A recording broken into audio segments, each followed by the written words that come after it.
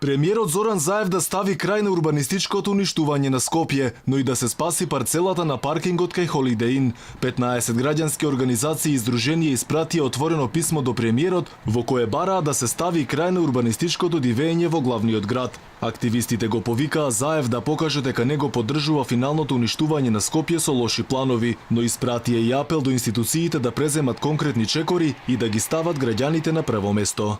Еден од многуте, но последен драстичен пример е деталниот урбанистички план за паркингот спроти Holiday Inn, парцела за која Државната комисија за спречување корупција најави дека ќе истражува дали е незаконско окрупнувањето на земјиштето кај оваа локација и ќе се испитува дали се прекршени основните начала за заштита на животната средина со изградбата на предвидените висококатници. Овој дуб беше ставен под мораториум, со стручно докажани бројни аргументи за прекршување на параметрите од Генералниот урбанистички план на град Скопје, но сепак Министерството за транспорт дозволи продажба на државното земјиште. Се вели меѓу другото во писмото испратено до премиерот. Инаку дел од граѓаните се против изградба на висококатници во центарот на Скопје. Велат дека евентуалната нивна изградба ќе го дозагуши градот. Баш не е добро.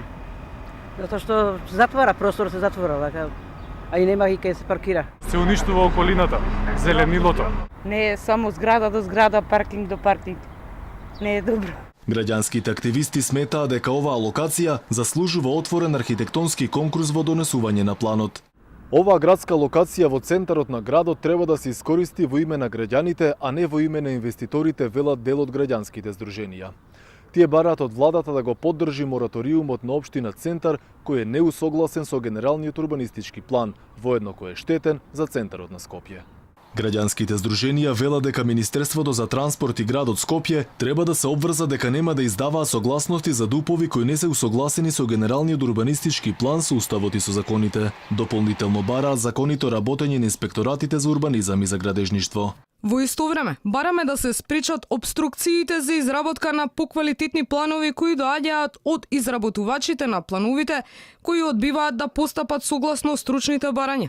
Тоа се истите изработувачи на планските решенија за катастрофалниот проект Скопје 2014, кои и денес ја загрозуваат ефикасноста на целиот процес за квалитетно подобрување на дуповите. Се додава во писмото до Заев. Според постојаниот план кој сега е под мораториум, на овој простор се предвидува изградба на висококатници со висини до 60 ката. Инаку парцелата кај Holiday Inn Министерството за транспорт и врски ја продаде на фирмата МГ Фешн и обновители. Тие откако откупија 30% од парцелата од физички лица, побараат до оформување на парцелата, пошто ресорното министерство државното земјиште од 9048 метри квадратни им го продаде по 312 евра по квадрат. Градоначалникот на Центар Саша Богдановиќ лани каже дека новој простор не може да се гради, односно немаат издадено градежна дозвола бидејќи и овој дуб бил под мораториум. Рече откако ќе се донесе новиот ревидиран план на овој простор ќе имало згради, но тогаш Богдановиќ рече дека се уште не се знае колку објекти ќе има, бидејќи планот се уште се изготвува.